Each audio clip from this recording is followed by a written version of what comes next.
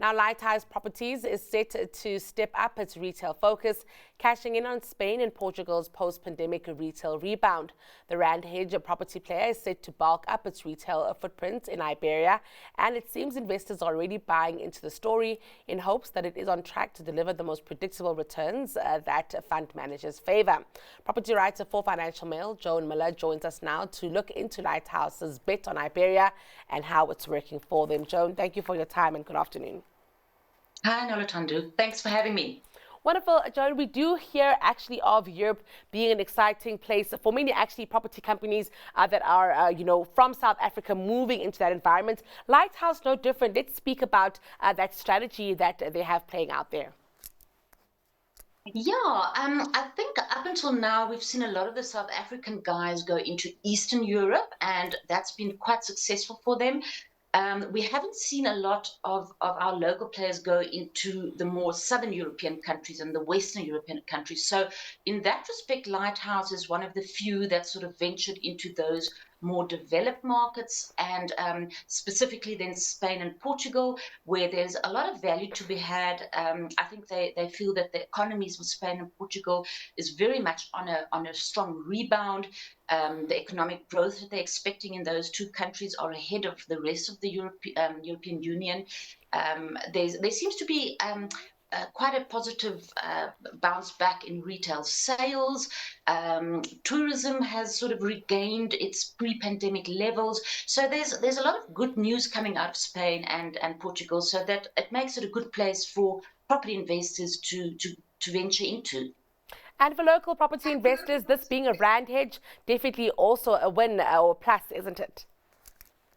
Yeah, no, definitely. I think at this stage of the game, one wants to have some of your investments exposed to euro-based income. So, as I said, if you're in Eastern Europe, you're also going to get a euro-based income. But then, of course, you've got REITs that are exposed to the UK, where there's pounds, maybe one or two that's got exposure to America. So it's nice to diversify across those currencies. And the euro is a strong currency, so I think it's good to have exposure to that region. I also want to then touch on, the comparisons that have been drawn between one of many property investors' favorite accounts, Nepi Rockcastle. That's a huge favorite there. Can Lighthouse compete with a darling like that? Probably can. It's the same people. So the Resilient Group, very well-known property guys in South Africa. They've been very successful with their venture into Eastern Europe, as we said, with Nepi. So there's some of the same people involved with Lighthouse. They came originally out of the same stable of companies. So they're known to be very entrepreneurial, very, very opportunistic. They've made loads of money for their shareholders over the years in their different subsidiary companies. So I do think there's a lot of confidence in the management team. And also, of course, it's always about timing in real estate. So they're very confident that the timing to enter the Iberia is really right, because you're getting a lot of the established mall owners who've held onto their properties for a long time and now looking to sell because of the lingering high interest rates. A lot of them have to shore up their balance sheets, and this is a time that they're looking to sell. But of course, there's not that many people around with cash, with capital. Capital's expensive. Lighthouse has got a lot of capital on hand, cheap access to cheap money, really. So they can cash in on this situation to buy properties at very decent yields, good pricing. So there's definitely value to be had and value to be unlocked, I would say. Also interesting about Lighthouse, Joan, is that very strict investment criteria. They don't just buy any asset. So let's talk about that. I think it's very fascinating to read about. Yeah, they basically when they're looking to buy these shopping centers, they're really interested only to buy the dominant center in a specific growth node. So they want to be essentially the biggest mall. You've got, especially in Spain, you've got your big Inditex group, the Zaras, the Bershkas. So those guys, those retail people, are all on a consolidation trend. So they're closing their smaller stores, consolidating in the bigger malls. So if you're not in a bigger mall, if you're not a landlord of a big mall, you're not going to get the Zaras and the Primarks, which is also a very big chain in Europe. So that's the first strategy. And then second of all, they look at areas where there's a lot of residential growth.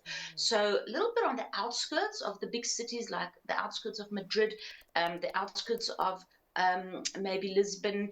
There's one or two little student, not little, they're big student cities. So they're looking for growth where they know that they're going to get increase in footfall, and where more households will come, and obviously then more spending will happen.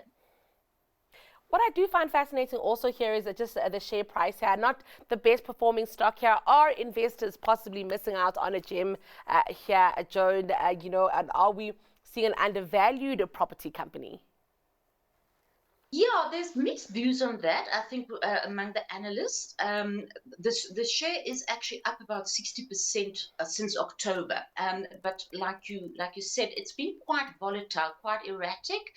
Some years it's up, 20-30%, and then it's down again 20-30%. So we've seen quite a big uptick in the last 6 to 8 months, and I think that's definitely just because we're getting more institutional investors who are interested to buy the stock, because they're starting to see that the strategy is more focused. The strategy is more about owning directly held retail instead of owning listed shares, which Lighthouse did previously. So there's definitely a lot of interest, but it might be looking sort of fully priced, as some analysts would say at the moment. But as soon as that growth starts coming through from Western Europe, they start acquiring more assets, because they're very aggressive now in their growth strategy. And as soon as we see the growth from that coming through, I think it will definitely be a stock to watch. Well, very interesting indeed. Thank you so much for taking us through this one. Of course, that's all out of the Financial Mail today. Thank you. That was Joan Muller, property writer for Financial Mail.